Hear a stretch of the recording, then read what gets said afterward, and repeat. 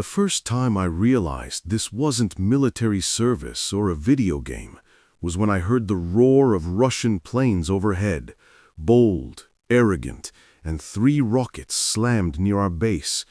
That's when I knew there's no romance in war. Of course, I was scared.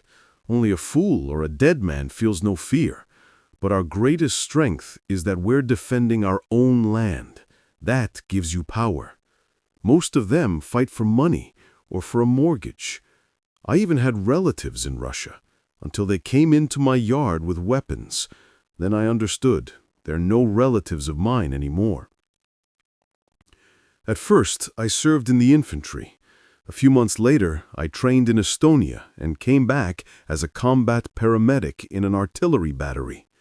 Everything went fine until August 2024 near Donetsk in Donetsk region. It was a normal day. We hit a target, apparently a big one, and that's when they retaliated. We cooked lunch in the field and sat down to eat.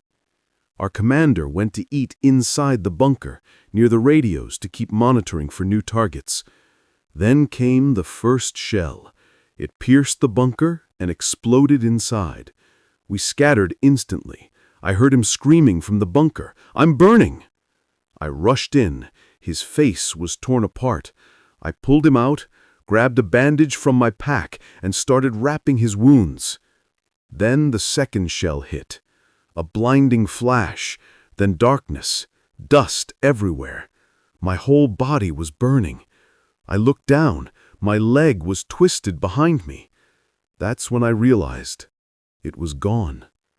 But I kept bandaging my commander's face. I thought, I can deal with my leg later, but he needs me now. I tried to hold the bandage and then saw my right hand barely working. Shrapnel had ripped through my fingers. I started calling for help. One of my brothers ran in, panicking, so I had to calm him down first and guide him step by step, telling him what to do. He became my hands. Together, we saved each other. At one point, I started recording a farewell video on my phone. I thought, if we all die here, at least someone will know who we were and when. 2 of my brothers didn't make it that day, but somehow the neighboring unit reached us and pulled me out under fire. When they loaded me into the evacuation vehicle, I started losing consciousness. I asked the medic, "We didn't make it, did we?" He smiled. "We did, brother. That's just the painkillers kicking in." I woke up in a hospital in Dnipro. They had amputated my leg, but that wasn't what I worried about most.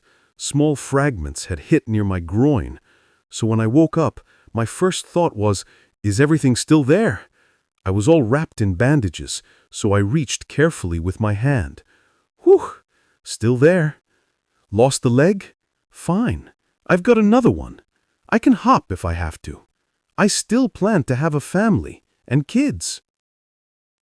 After rehab, I learned to walk again on a prosthetic.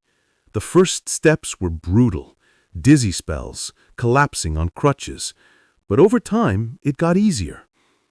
One day, my rehab doctor smiled and asked, "So, ready to play soccer?" I laughed, thought she was joking. She wasn't. That's how I discovered AMP soccer, football for amputees. When they handed me the ball for the first time, I ran, or tried to. Then I fell spectacularly, crutches flying everywhere. They laughed and said, "You'll make a perfect striker." Now I play for MSC Dnipro, and I'm proud that amputee football in Ukraine is growing fast. But it's bittersweet. It's great that guys stay active, but the reason there are more teams is because there are more amputees. We travel, we compete. But the biggest battle is not against each other. It's against yourself, to prove you didn't give up, that you can still fight and win.